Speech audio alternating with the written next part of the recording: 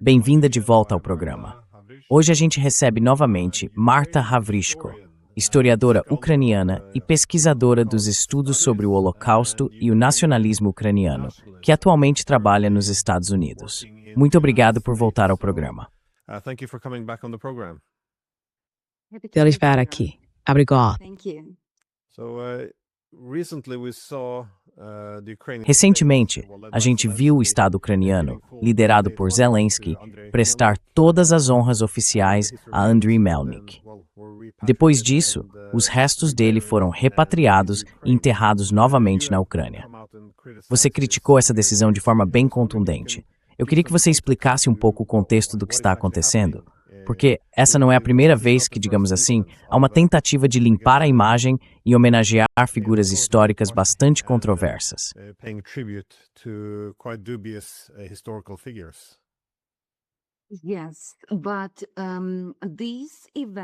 Sim, mas esse evento é realmente um ponto de virada na política nacional da memória na Ucrânia. Por quê? Por várias razões. Primeiro, Melnik faz parte do movimento nacionalista ucraniano. E o culto ao movimento nacionalista ucraniano pertencia, antes de tudo, à Ucrânia Ocidental, onde ele surgiu. Quando a Ucrânia conquistou a independência, em 1991, esse culto glorioso aos combatentes da liberdade, membros da resistência nacionalista ucraniana e do exército insurgente ucraniano, o UPA, floresceu e começaram a surgir monumentos. E os membros dessa resistência nacionalista, Bandera Melnik e Shukevich, passaram a ser celebrados como heróis da liberdade.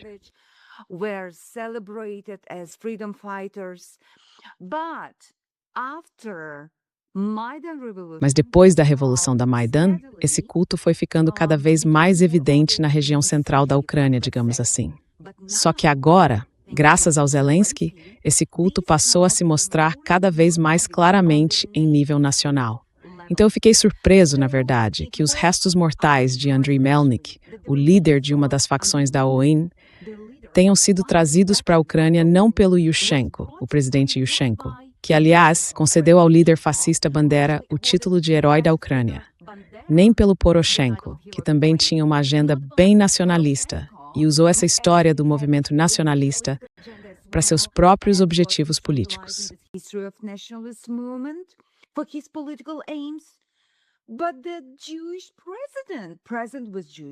Mas o presidente judeu, um presidente de origem judaica, um presidente que prestou homenagem ao avô, Semyon Zelensky, um veterano de guerra condecorado que lutou contra os nazistas nas fileiras do Exército Vermelho. Esse mesmo presidente, cujos parentes foram mortos por colaboradores nazistas, agora está trazendo Andriy Melnik, que foi ele próprio um colaborador nazista. Os subordinados dele colaboraram com os nazistas nas fileiras da polícia auxiliar. Isso quer dizer que eles caçavam judeus como policiais, vigiavam guetos, escoltavam judeus até os locais de execução e participavam dos fuzilamentos. Além disso, Andriy Melnik defendia a criação da divisão Galícia da Waffen-SS. Os membros dessa divisão prestaram homenagem a Hitler e participaram da repressão à luta dos partisãos antinazistas na Eslováquia e na antiga Iugoslávia.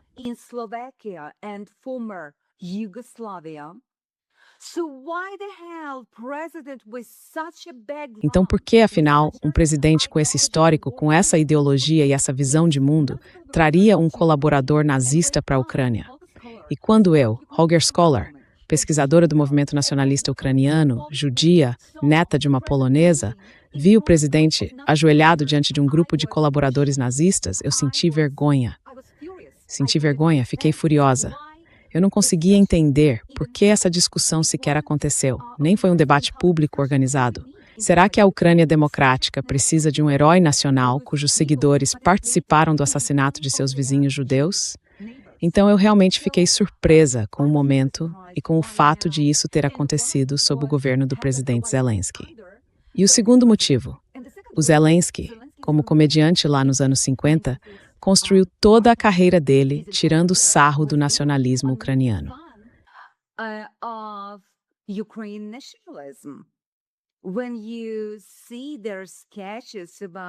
Quando a gente vê os esquetes deles sobre Lviv e, sabe, os nacionalistas ucranianos, o antissemitismo e o chauvinismo deles, eles costumavam zombar de tudo isso. E agora o Zelensky está lá com aquela cara de quem finge que entende a história do movimento nacionalista ucraniano. Uma história muito complexa, cheia de crimes de guerra e crimes contra a humanidade cometidos pelos membros do movimento nacionalista clandestino da Ucrânia. Francamente, eu fiquei muito frustrado. Mas o que também é muito importante é o silêncio dos historiadores ucranianos e o silêncio da inteligência ucraniana.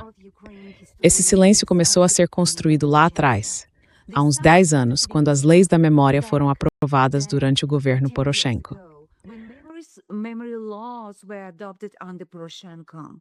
According to one of these memory laws, De acordo com uma dessas leis da memória, a chamada Lei de Descomunização, os membros da ON e da UPA foram reconhecidos como combatentes pela independência da Ucrânia.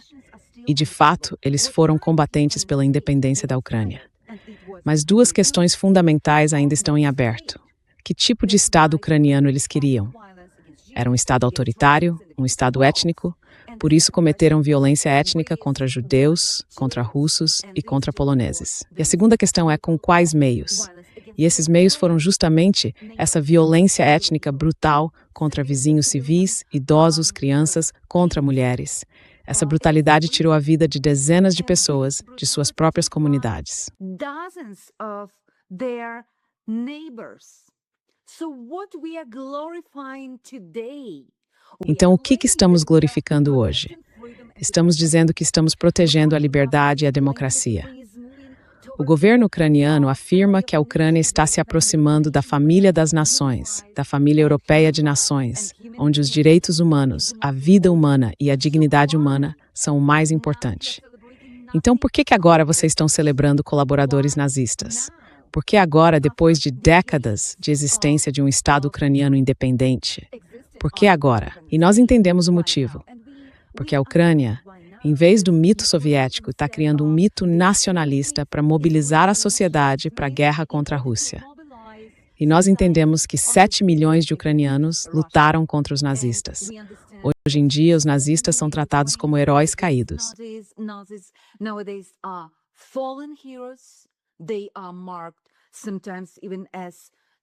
Eles são rotulados às vezes até como colaboradores soviéticos, como ocupantes. E aqueles colaboradores nazistas, 300 mil deles, e só 100 mil estavam na resistência nacionalista ucraniana, agora são vistos como heróis nacionais. O que é isso?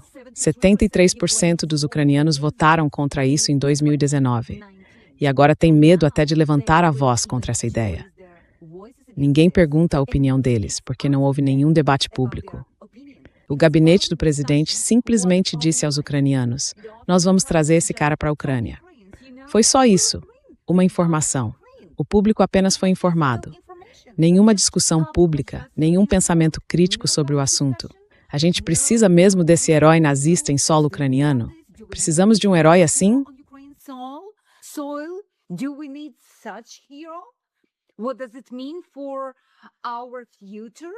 E o que isso significa para o nosso futuro? O que significa representar a Ucrânia? E tem outra questão que chamou muita atenção. O exército ucraniano hoje tem cerca de 1 milhão de pessoas e 120 brigadas. Então, por que só uma brigada, a terceira brigada de assalto, que tem origem no movimento nazista Azov, estava presente lá? E entre aqueles caras havia pessoas com uma visão de mundo bem problemática. Por exemplo, o sujeito com o apelido de McGregor, que posou com o Wolfsangel, um símbolo nazista. Outro é o vocalista da banda Sokira Peruna, que tem uma música chamada 6 Million Words of Lie, que nega o Holocausto. E todos esses caras estavam presentes naquele funeral de Estado, junto com as principais autoridades militares e do governo. Top military and state officials. And what is very interesting, the same brigade... E o que é muito interessante é que essa mesma brigada recentemente comemorou o aniversário da criação da divisão Galícia da Waffen-SS. Mas ficou em silêncio no dia 8 de maio, quando a Ucrânia, em nível nacional, marcou o fim da Segunda Guerra Mundial e homenageou as vítimas do nazismo. e a Ucrânia perdeu cerca de 10 milhões de pessoas na Segunda Guerra. Nenhuma palavra dessa brigada. Essa brigada formou um terceiro corpo de exército, com aproximadamente 50 mil pessoas, e mesmo assim ficaram em silêncio. Mas, em vez disso, celebraram colaboradores nazistas, a divisão Galícia da Waffen-SS, e foram convidados pelo gabinete do presidente para participar do funeral de Estado e da cerimônia oficial de um colaborador nazista. Então, não é só um funeral, não é só um evento qualquer. It's not just some event. It's a very problematic sign. É um sinal e um sintoma muito problemático da política de memória na Ucrânia, que acabou se transformando em revisionismo da Segunda Guerra Mundial, distorção do Holocausto e até em apologia ao nazismo. E me chamou muito a atenção o fato de que a Alemanha, que é uma guardiã da memória das atrocidades nazistas na União Soviética, e especialmente na Ucrânia, um país que patrocina tantos monumentos e locais de memória na Ucrânia, permanece em silêncio. Nenhuma declaração, nenhuma palavra. A grande mídia alemã não faz críticas a isso. As autoridades alemãs não fazem críticas. O chanceler Scholz está em silêncio. Por que eles veem as forças de defesa de Israel como um movimento de extrema-direita, neonazista, mas não percebem que o governo ucraniano está celebrando neonazistas e convidando essas pessoas para celebrar colaboradores do nazismo, para glorificar abertamente esses colaboradores? O que está acontecendo? Todos nós deveríamos fazer essa pergunta. O que está acontecendo na Ucrânia? E para onde a Ucrânia está indo com esse tipo de política de memória? With this kind of memory politics. É bom, eu até entendo um pouco como é que é, porque os grupos fascistas na Ucrânia sempre foram pequenos, marginais. Não é como se a maioria dos ucranianos quisesse esses grupos. Mas eu acho que eles podem ser usados de forma bem instrumental. Porque veja, essa ideia de que os fascistas são libertadores é um desenvolvimento interessante. Eu costumo dizer que a proximidade histórica entre ucranianos e russos, depois de viverem no mesmo estado por séculos, acho que posso estar enganado, mas talvez tenha sido Solzhenitsyn que chamou isso de uma espada de dois gumes, porque por um lado, no leste, há muitos ucranianos que basicamente dizem, somos povos irmãos. Muita gente questiona, por que a gente tem dois estados separados, afinal?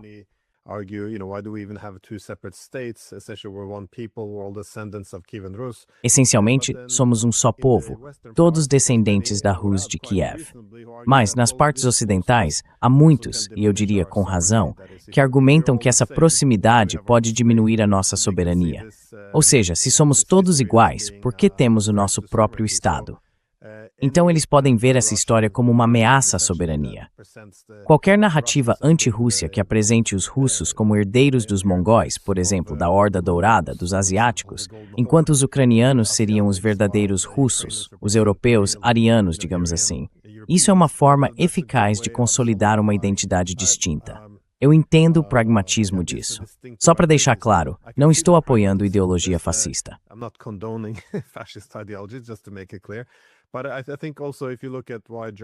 Mas eu acho que se a gente olhar por que a Alemanha estaria em silêncio, já que você mencionou a Alemanha, é importante lembrar que quando os alemães derrotaram os russos na Primeira Guerra Mundial, o conflito terminou com o Tratado de Brest-Litovsk.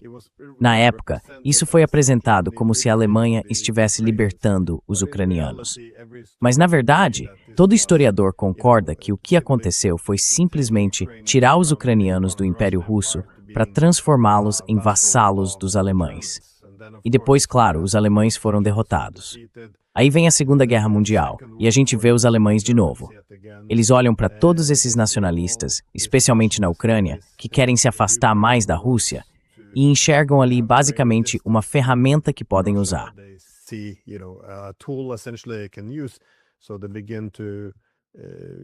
Então eles começam a cooperar com muitos. A gente vê entre os nacionalistas ucranianos vários começando a se integrar à ideologia fascista. E agora eu diria que pela terceira vez a gente vê isso de novo depois da Guerra Fria. Ou seja, o nosso objetivo era criar um hegemon coletivo que acabaria unificando toda a Europa sob a União Europeia e a OTAN, seja como membros formais ou de fato, com exceção da Rússia. Criar uma Europa sem a Rússia, entende? Isso significa desrussificar o continente. E, de repente, eu acho que os grupos fascistas na Ucrânia se tornam nossos parceiros naturais, porque eles querem desrussificar a Ucrânia e nós queremos desrussificar a Europa. Quando eu digo nós, quero dizer nossos líderes políticos. Então, meio que nem precisa dizer que existe um interesse em comum.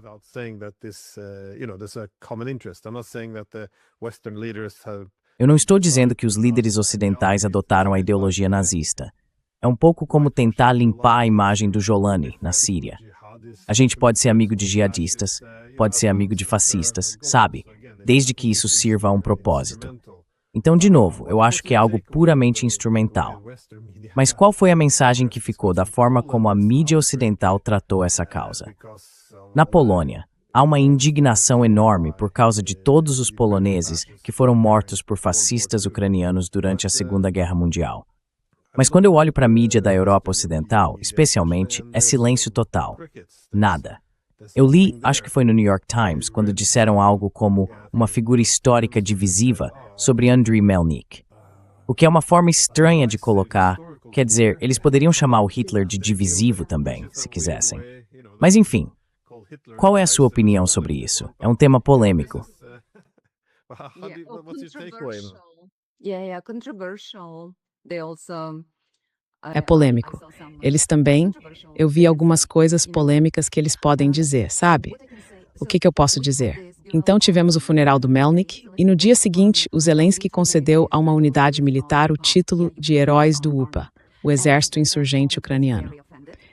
Aí a Polônia ficou muito ofendida e tivemos uma série de protestos de autoridades polonesas, especialmente do presidente Duda, o presidente da Polônia. Ele disse que iria retirar do Zelensky uma alta condecoração do Estado, a Águia Branca. Depois veio uma declaração do primeiro-ministro Tusk. Ele disse que essa decisão prejudica a memória das vítimas do UPA, porque, segundo o Instituto Polonês de Memória Nacional, pelo menos 100 mil civis poloneses foram mortos pelo exército insurgente ucraniano na Galícia Oriental e em Volínia durante a Segunda Guerra Mundial.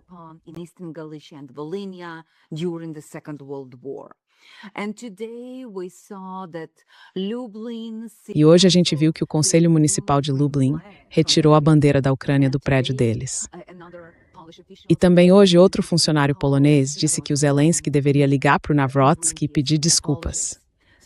Então ainda existe essa indignação do lado polonês, porque para muitos poloneses esse é um assunto muito sensível. E o lado ucraniano não quer se desculpar. O que eu percebi é que muita gente na Ucrânia, até pessoas bem liberais, começou a adotar aquela fórmula da extrema-direita. Nossa terra, nossos heróis. Essa era uma frase que a gente ouvia no Partido Svoboda, naqueles desfiles de extrema-direita, neonazistas que celebravam o aniversário do Bandera, sabe? Mas agora virou um slogan comum. Nos últimos 4 anos, desde 2022, os ucranianos vêm alimentando constantemente essa narrativa. Constantly were feeding this narrative. You protect Europe, you protect all of us. Vocês protegem a Europa, protegem todos nós. E basicamente, os políticos europeus e a mídia ocidental criaram esse complexo de Messias nos ucranianos. Eles realmente acreditam que podem ter esses, digamos, heróis fascistas e nazistas e que isso não é problema de ninguém, que todo mundo tem que simplesmente dar dinheiro para eles e que podem gastar esse dinheiro com, sabe, órgãos do Estado ligados a colaboradores nazistas e construindo cemitérios luxuosos para eles e monumentos sofisticados para eles. Não, não é assim. Os ucranianos precisam entender que os valores europeus significam, na verdade, adotar aquela fórmula da memória da Segunda Guerra Mundial, do nunca mais. E tudo bem, a gente pode discutir o que nunca mais realmente quer dizer hoje em dia.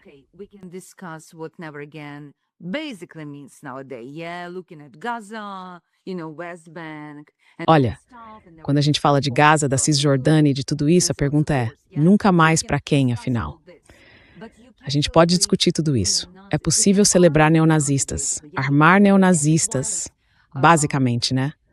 É possível celebrar a violência étnica. E agora os próprios oficiais ucranianos realmente não conseguem entender que isso não é só um problema deles.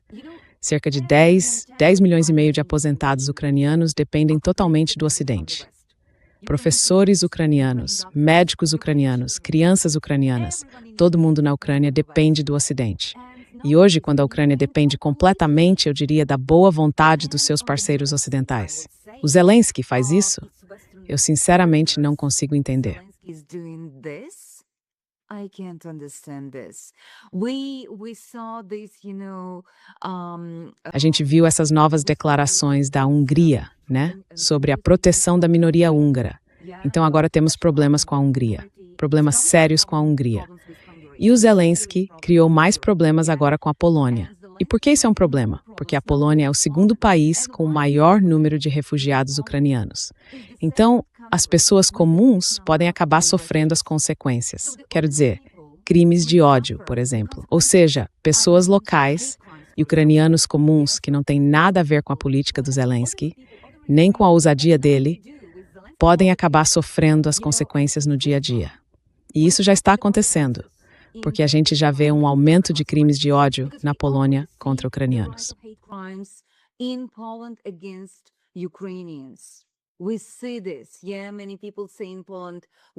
A gente vê isso sim. Muita gente na Polônia diz: estamos cansados dos ucranianos, chega de ajuda, chega de hospitalidade, chega. Eu acho que foi um movimento muito tolo do Zelensky. E sabe, quando você coloca heróis do futebol no título, em qualquer título, de escola, de rua, o que for, você simplesmente encerra a discussão. É uma forma de celebrar, de glorificar, de transformar essas pessoas apenas em heróis. Não é sobre debate. Não é sobre a cumplicidade deles em violência étnica. É basicamente o caminho para expunir quem se os critica.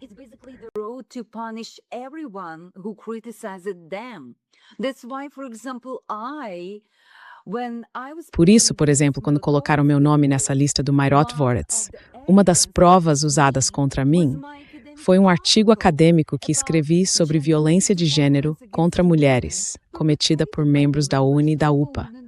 Casos de estupro e outras punições baseadas na vergonha, como cortar o cabelo das mulheres por terem se envolvido romanticamente com oficiais do Exército Vermelho.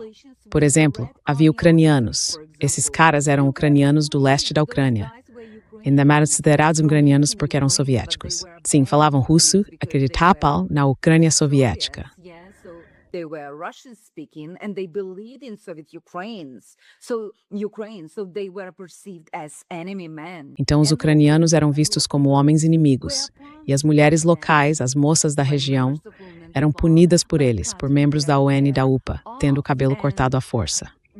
Naquela época, há cerca de 80 anos, esse tipo de punição destruía o prestígio social dessas mulheres e de suas famílias. Depois disso, elas deixavam de ser consideradas para o casamento. Por isso, acabou virando uma espécie de estratégia para essas mulheres, principalmente nas áreas rurais, nas vilas onde viviam.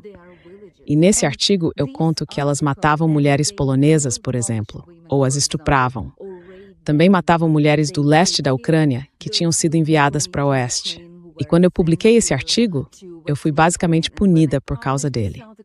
This article, I was punished basically for this article.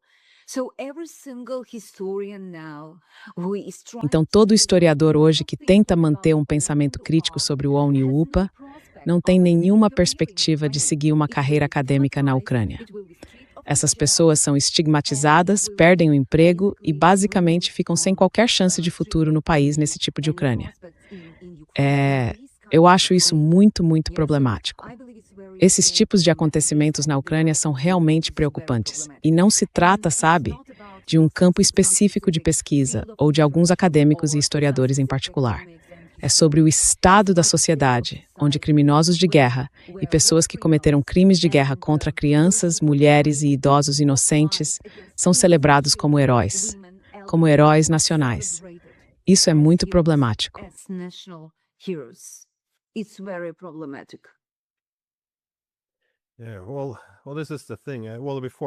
Olha, é o seguinte. Antes, eu disse que poderia haver uma certa vantagem estratégica em adotar narrativas nacionalistas como uma estratégia de guerra, e também, de certa forma, para reorientar a Ucrânia e afastá-la da Rússia. Mas se eu estivesse aconselhando o governo ucraniano, eu diria que isso também traria alguns problemas estratégicos bem previsíveis. Primeiro, quando você desumaniza milhões de ucranianos, o próprio povo, Não dá para ter uma sociedade coesa. E mesmo no contexto da guerra, isso tem impacto, porque agora todas essas pessoas que estão entre os milhões que fugiram do país, ou que estão escondidas dentro da Ucrânia, e que não veem muito motivo para lutar por um governo que as tratou como cidadãos de segunda classe, e que basicamente chamou a própria língua delas, a língua materna, de algo que as tornava criminosas e traidoras.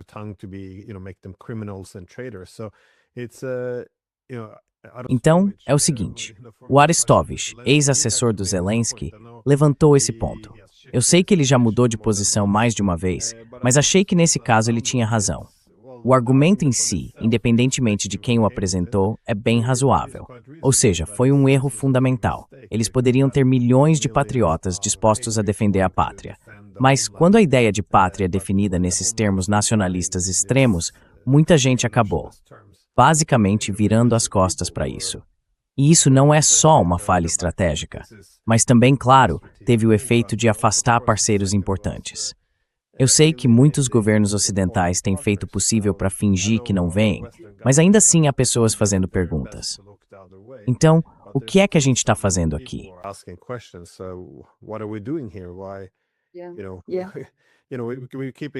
Olha, a gente ouve o tempo todo no Ocidente que não, veja bem, o Zelensky é judeu, isso tudo é propaganda russa. Mas aí vem as reportagens e a gente vê os símbolos fascistas adotados pelo exército. A gente vê tanto a Polônia quanto Israel expressando indignação com esses símbolos e com a tentativa de reviver memórias do fascismo. É difícil explicar isso. A narrativa começa a rachar, mas como é que você acha que isso pode continuar nesse nível e ainda ser ignorado? Porque na Europa, quer dizer, o Zelensky pode ser tudo. Ele pode ser pego em corrupção, não importa. Pode eliminar a oposição política, a mídia, a Igreja Ortodoxa, e mesmo assim é tratado como um herói democrático. Sabe, até falam em dar o prêmio da paz para ele. Como é que você entende isso? How do you make sense of this, though?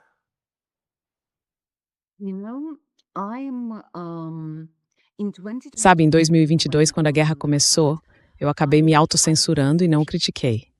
Comecei a criticar em 2023, quando fui impactado por uma coisa.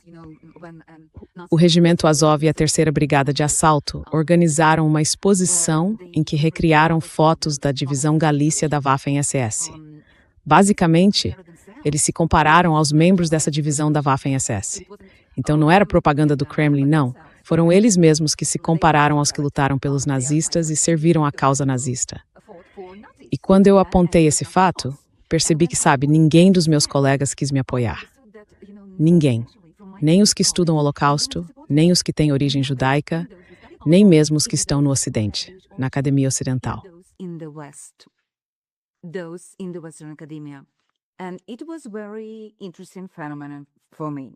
Foi um fenômeno muito interessante para mim. Eles me explicaram que não era o momento certo para criticar o governo ucraniano, porque tudo isso era importante. Sim, essas conversas são muito importantes, mas esses problemas são pequenos se comparados à agressão russa e deveriam ser deixados para depois, até a vitória da Ucrânia. E eu disse para eles, vocês vão se assustar com a sociedade que vão construir com esse silêncio. Vão se assustar com essa sociedade. E agora, alguns anos depois, o que a gente vê? Estamos assustados com essa sociedade, porque Zelensky concentrou cada vez mais poder e a Ucrânia se tornou mais autoritária. Agora o exército ucraniano virou um exército de escravos. 90% dos homens que acabam no exército são pegos nas ruas pelos oficiais de recrutamento. Those who don't comply are severely beaten. Quem não obedece é severamente espancado. E sabe, ainda tem muita gente no Ocidente falando sobre alguma suposta legalidade. Eu expliquei para eles que as leis raciais na Alemanha, em 1935, também eram legais. A segregação racial nos Estados Unidos era legal. E o linchamento também era legal. Então é uma péssima ideia tentar justificar uma mobilização forçada com base na lei. Hoje a gente vê que o Azov começou com, pouco mais de 1.000 pessoas. Agora, neste momento, eles têm 2 corpos de exército. Eu cheguei a rir quando assisti ao Fórum de Segurança do Mar Negro, em Odessa, que aconteceu na semana passada. O presidente de uma das sessões estava apresentando os convidados e disse: "E agora convidamos o membro da Brigada de Elite."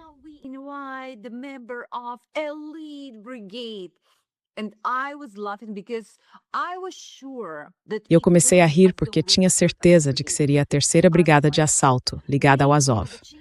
E eu estava certo. Eles mudaram o discurso sobre o Azov e agora, na opinião pública, é vista como uma brigada de elite.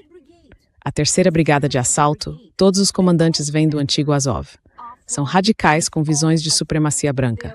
Agora defendem com slogans muito racistas e chauvinistas posições contra os trabalhadores migrantes. São misóginos, muito racistas e antissemitas.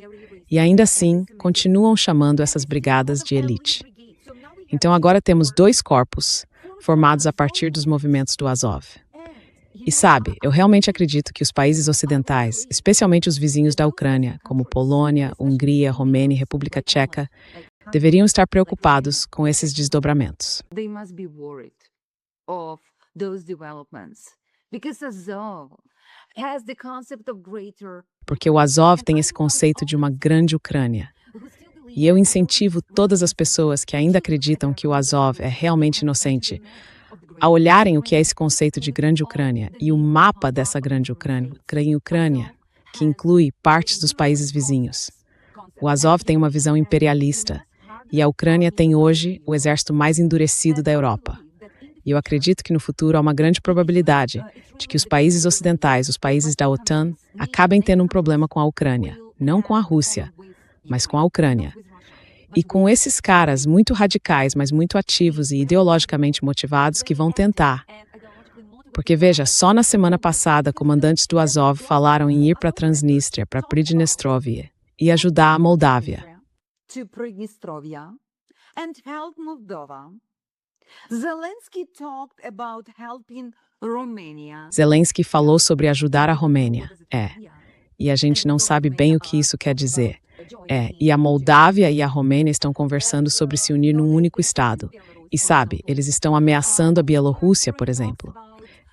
Também estamos ouvindo conversas sobre posicionar algumas brigadas nos países bálticos para proteger, sabe, a Ucrânia, para proteger a Ucrânia. A gente está ouvindo isso agora de comandantes ucranianos de alto escalão.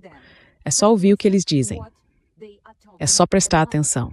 Eles estão falando disso e têm uma experiência militar enorme, experiência real de combate e contam com ótimas armas da OTAN. E comparando com o exército polonês e com os exércitos de outros países da OTAN, eles têm uma experiência de guerra muito maior. Então eu não estou otimista. So I'm not optimistic. I'm not optimistic about the future of Ukraine. Eu não estou otimista em relação ao futuro da Ucrânia. E a principal ideologia lá é o etnonacionalismo. É uma ideologia muito, muito perigosa. Extremamente perigosa, impulsionada pelo Azov. E agora está funcionando em modo turbo. E é apoiada pelo Zelensky. Porque o regime de Zelensky depende do Azov. É por isso que a gente vê que todos os neonazistas na Ucrânia, todos os grupos de extrema-direita apoiam Zelensky, defendem Zelensky o tempo todo, tentam limpar a imagem dele o tempo todo. Em todos os escândalos de corrupção, eles vão a diferentes programas e dizem, mas veja bem, Zelensky não sabia, ele é inocente. Ele não sabia. É inacreditável. Inacreditável. Eu nunca imaginei que veria uma aliança assim entre o gabinete de Zelensky, o círculo mais próximo dele, e os neonazistas e a extrema-direita na Ucrânia. Mas esse é o fato agora.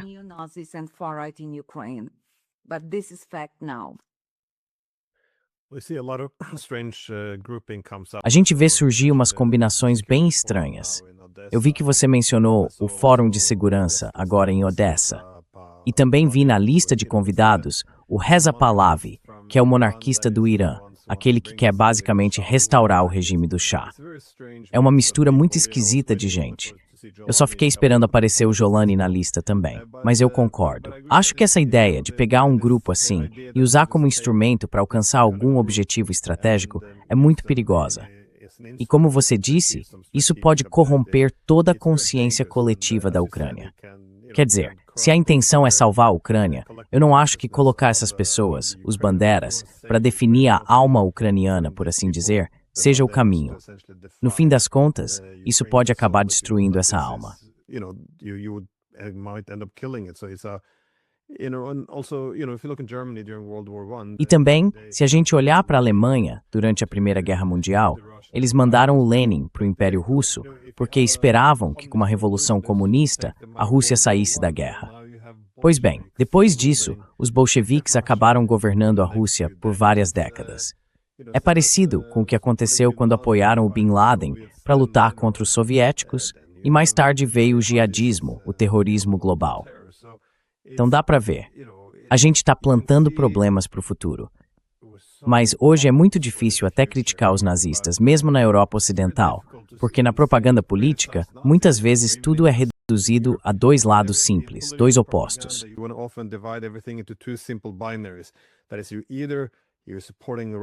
Ou seja, ou você apoia a invasão russa da Ucrânia e todos os horrores que ela causou, ou apoia a Ucrânia ao não criticá-la. Então, se você critica a celebração de grupos fascistas, está enfraquecendo a posição da Ucrânia, o que significa que, nesse caso, você está do lado da Rússia.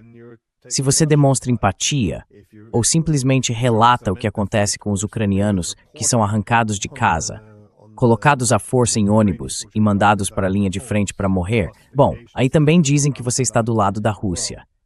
E se você destaca o fato de que a maioria dos ucranianos quer negociações e que em 2019 a maioria votou pela paz, então mais uma vez dizem que você está do lado da Rússia, porque isso tira credibilidade do governo. This is taking credibility away from the government. So, what's considered pro-Ukrainian? Então, sabe, o que é considerado pró-Ucrânia na Europa é basicamente ignorar a vontade dos próprios ucranianos e simplesmente boicotar qualquer diplomacia. É só mandar mais armas e lutar até o último ucraniano. É algo meio macabro.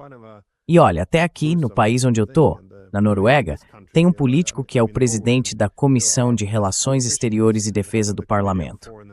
Ele vai para a Ucrânia, tira uma foto com Biletsky e depois posta nas redes dele. Esse é o mesmo cara que, antes da invasão russa, aparecia em reportagens da mídia britânica, de toda a imprensa, com declarações dele dizendo que a missão da Ucrânia era liderar a raça branca contra os judeus e os Untermensch. Não tem como disfarçar esse tipo de comentário. There's no way you can whitewash these comments. They've done their best. But also, Eles fizeram o melhor que podiam. Mas também teve aquela saudação, claro, aos membros do Azov, com todos os seus símbolos e emblemas lá no parlamento. E isso é considerado algo pró-Ucrânia. Olha, eu acho vergonhoso para a Noruega e vergonhoso para a Ucrânia. Essas pessoas não nos representam de forma alguma, mas sabe, o Boris Johnson fez a mesma coisa, balançando a grande bandeira do Azov no parlamento britânico. Nossos antepassados devem estar se revirando no túmulo. Isso é simplesmente E além disso, não. Quer dizer, se ao menos isso servisse para ajudar a Ucrânia, ainda seria alguma coisa.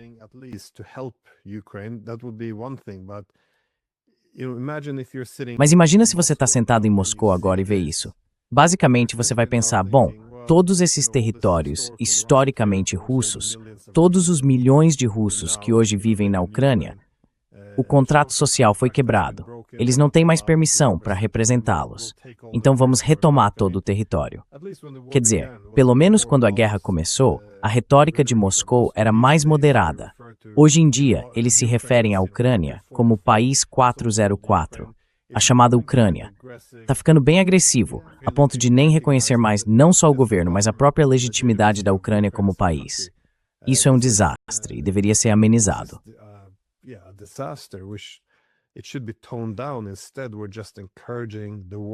Em vez disso, a gente está só incentivando os piores instintos, o que vai gerar as piores reações possíveis. É difícil entender para onde isso está indo. Mas acho que essa é a minha última pergunta. Até que ponto você acha que isso é sustentável? Porque eu entendo que muitos ucranianos estão totalmente envolvidos nisso. Eles foram invadidos, perderam muitos homens, perderam território, a infraestrutura está sendo destruída. Dá para entender a lógica de que, com a guerra sendo a prioridade principal, todo o resto fica de lado, a gente resolve depois. Pelo menos esse é o sentimento, eu acho, entre a classe política ocidental. Mas até que ponto isso aguenta? Você vê alguma rachadura aparecendo?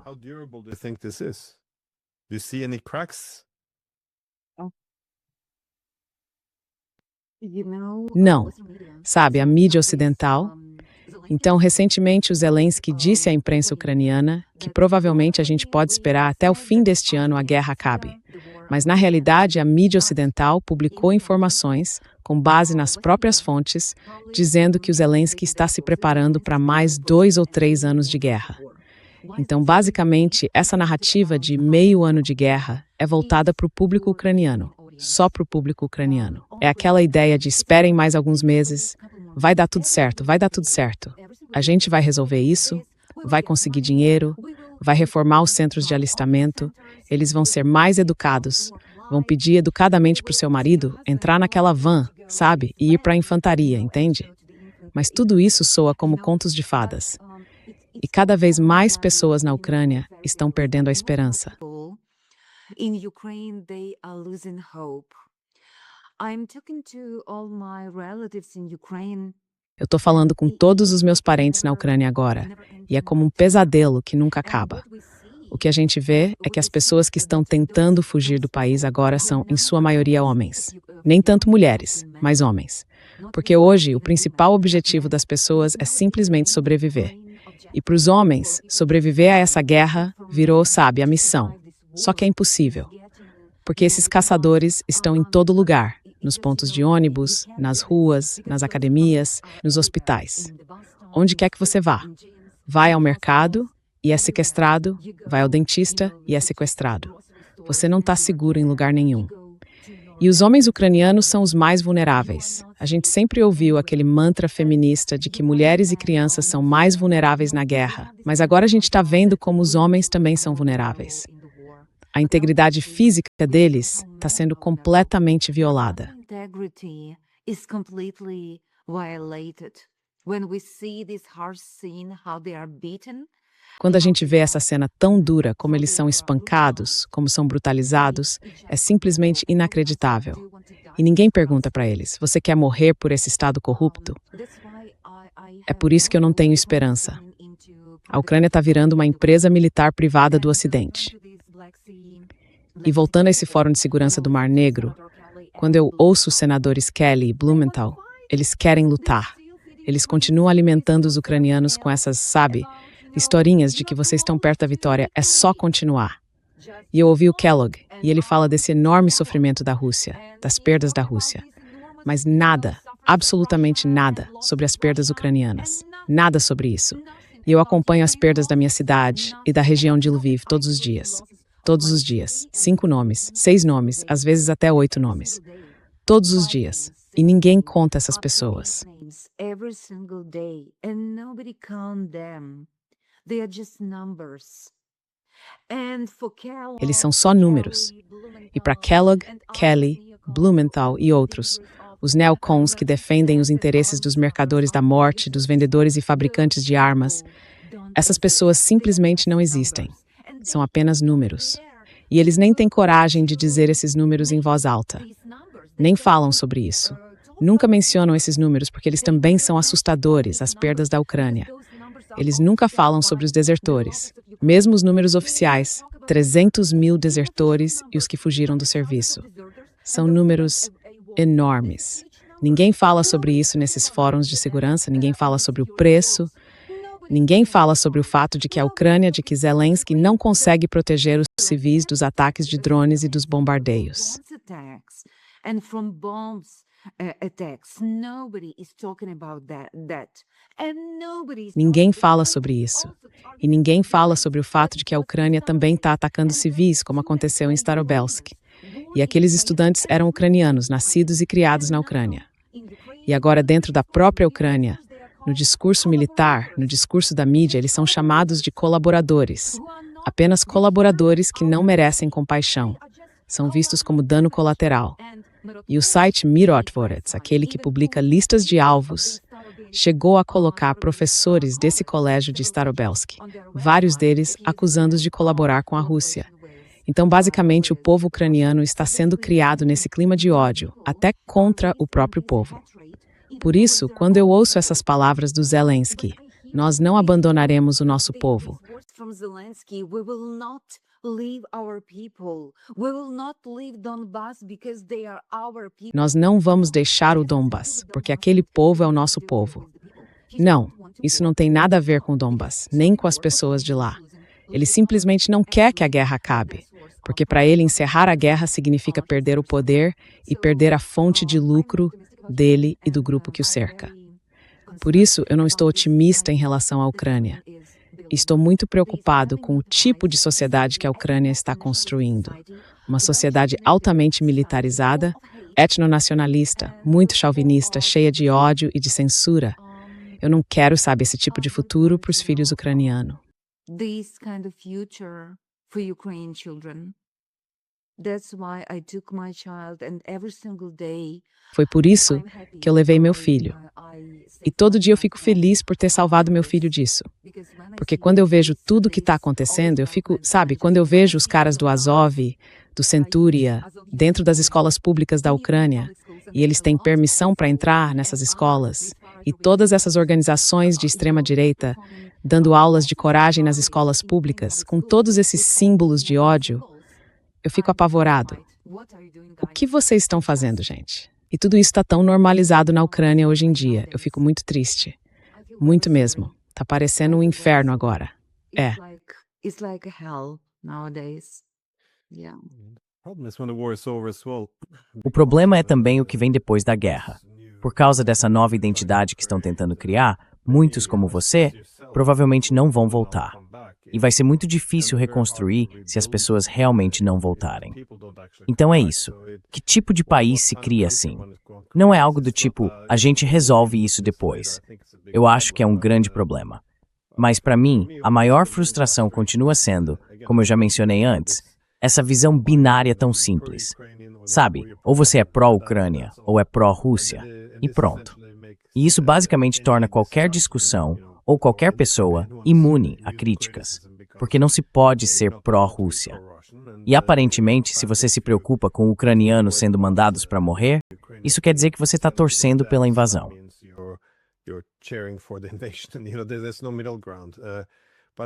Não existe meio termo.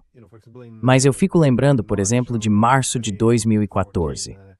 O Henry Kissinger escreveu um artigo dizendo que a gente devia abandonar essa ideia logo depois que a Rússia tomou a Crimeia.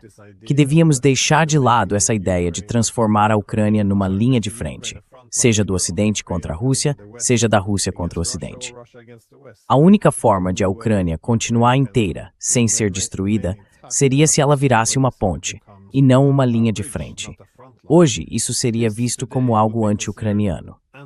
Mas se você argumenta que a melhor maneira de acabar com essa guerra é os países da OTAN chegarem a um acordo de segurança com a Rússia, em que a gente pare, por exemplo, a expansão da OTAN, tirando a Ucrânia, na prática, da linha de frente de uma Europa dividida, desse jeito a gente poderia salvar aquela nação.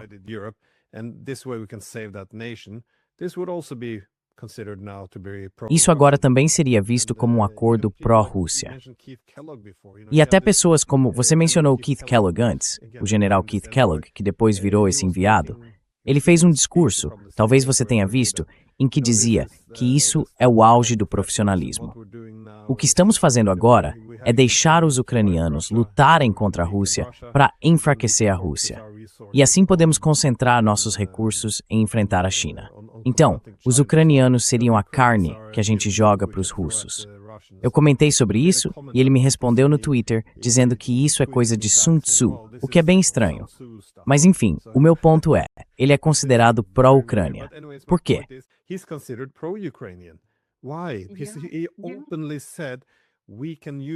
Porque ele disse abertamente que podemos usar os ucranianos para tirar a Rússia do grupo das grandes potências, o que nos permite focar na China. Porque isso seria pró-Ucrânia. A única lógica é que isso enfraquece a Rússia. Então, se é ruim para a Rússia, é bom para a Ucrânia. Eu procurei esse artigo de 2023 porque ele está no Washington Post. Foi depois daquela contraofensiva desastrosa da Ucrânia. De novo, eles foram massacrados quando avançaram em Zaporizhzhia. Muita gente morreu. E isso aqui é uma citação direta do Washington Post. Dizia o seguinte: Depois da terrível contraofensiva, o texto afirmava que o antagonista mais imprudente do Ocidente tinha sido abalado e que a OTAN ficou muito mais forte com a entrada da Suécia e da Finlândia.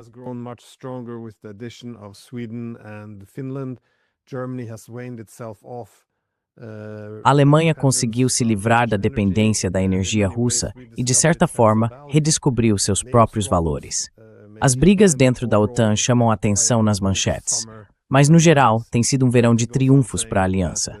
E continuam dizendo que os últimos 18 meses foram um grande ganho, um sucesso enorme, tirando, claro, todos os ucranianos mortos e a destruição do país. Mas, de novo, é assim que soa a retórica pró-Ucrânia hoje em dia. E se você critica isso, logo dizem, eles não podem vencer, por que continuamos fazendo isso? Aí respondem, bom, esse é um argumento pró-Rússia e você é um traidor. Eu nunca vi uma propaganda política como essa em toda a minha vida. É realmente impressionante. Mas enfim, alguma consideração final antes de encerrarmos? Anyways, any final thoughts before we wrap up? I just hope that Eu só espero que essa guerra acabe, porque tem sofrimento demais, sabe? E eu espero que programas como o seu, e outros também, consigam enfraquecer esse discurso dominante mais belicista no Ocidente, que continua alimentando essa guerra e apresentando tudo isso como se fosse uma guerra pela Ucrânia, na verdade. É porque eu e muita gente na Ucrânia estamos cansados disso. Vamos torcer por dias melhores. É isso. Yeah, let's hope for the better. Yeah. I agree. I guess last example Concordo. Acho que o último exemplo que poderia ter sido dado foi quando o chefe da inteligência alemã disse que deveríamos manter essa guerra por mais 5 anos para podermos nos preparar para um conflito com a Rússia. Então, é mais uma declaração pró-Ucrânia. Precisamos que eles fiquem na linha de frente por mais 5 anos para que a gente possa se preparar. É horrível, simplesmente horrível. Não dá para acreditar que chegou a esse ponto, e provavelmente vai ainda mais longe se continuar assim. Mas como você, eu espero que essa guerra acabe logo. Já tem sofrimento demais. Enfim, sobre esse assunto tão triste, mesmo assim, muito obrigado pelo seu tempo. Agradeço de verdade. Valeu, Glenn. Muito obrigado de verdade. Much.